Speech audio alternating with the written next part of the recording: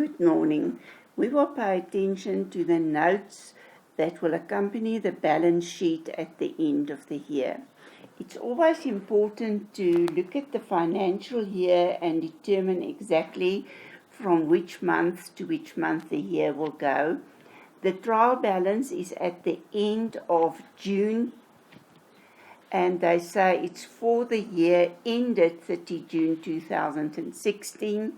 So this financial year will be from 1 July 2015 to 30 June 2016.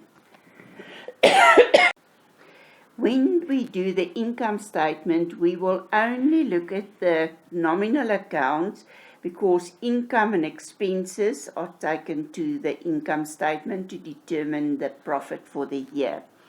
When we do the notes to the balance sheet or we complete the balance sheet, we will only look at the balance sheet accounts. The first note that I will complete will be for property, plant and equipment or fixed assets. So we will look at the equipment is 24,000 and vehicles is 63,900. In the note for fixed assets, I will indicate that the equipment is 24,000. The vehicles is 63,900. I will add it together to see what is the total amount. So my total fixed assets is 87,900. And I will show in the balance sheet 87,900. Because we don't have a fixed deposit in this exercise, the non-current assets total amount will also be 87,900. The next note will be for trade and other receivables. Therefore, we will use the amount for debtors control.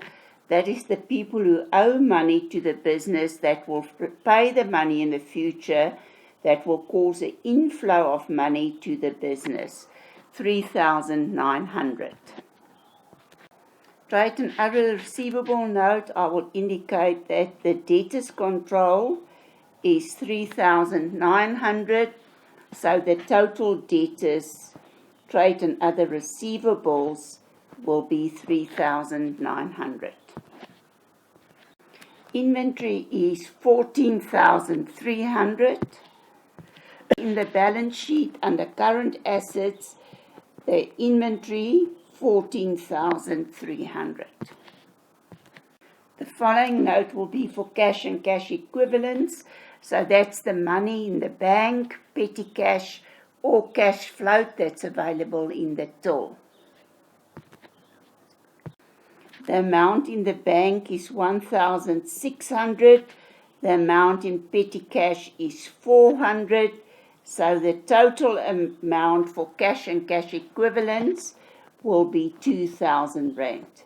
Then we will add the total current assets together to see what is our total amount, and that will give us 20,200.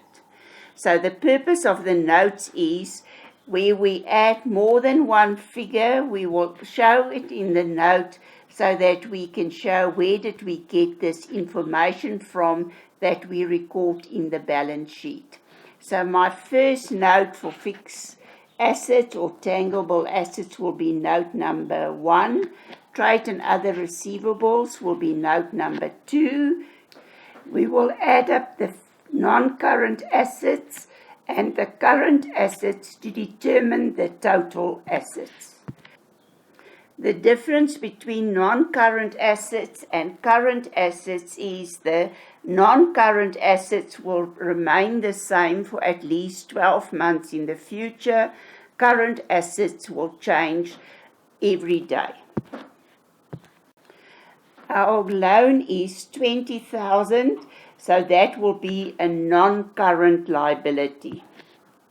We'll show under equity and liabilities that we owe the 20,000, and because it's a long-term loan, we will owe that for more than 12 months in the future.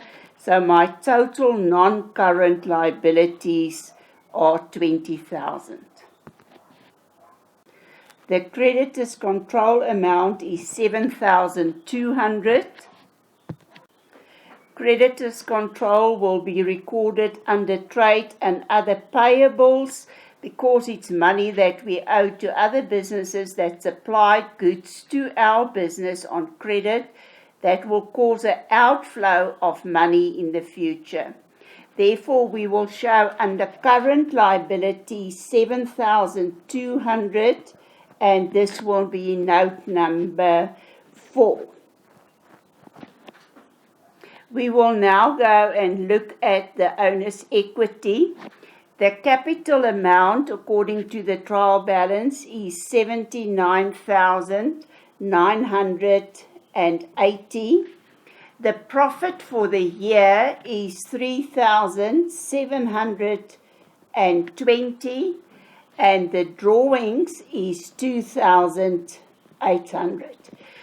The profit will be added to the capital amount because the owner provided the capital to start this business to make a profit. So he's entitled to the profit. The drawings is deducted to show that he has less money in the business. And if we work out the total, we see that the total amount is 80,900. So I will show my equity as 80,900. And if I add my equity, that is my capital balance, indicating capital contribution plus profit less drawings, to the non-current liabilities and the current liabilities, I will get 108,100. And that amount must be equal to the total assets, because we learned that assets equal equity plus liabilities. So the top part of the balance sheet is the assets, the bottom part of the balance sheet is the equity and liabilities, and this equity and liabilities must therefore equal the assets.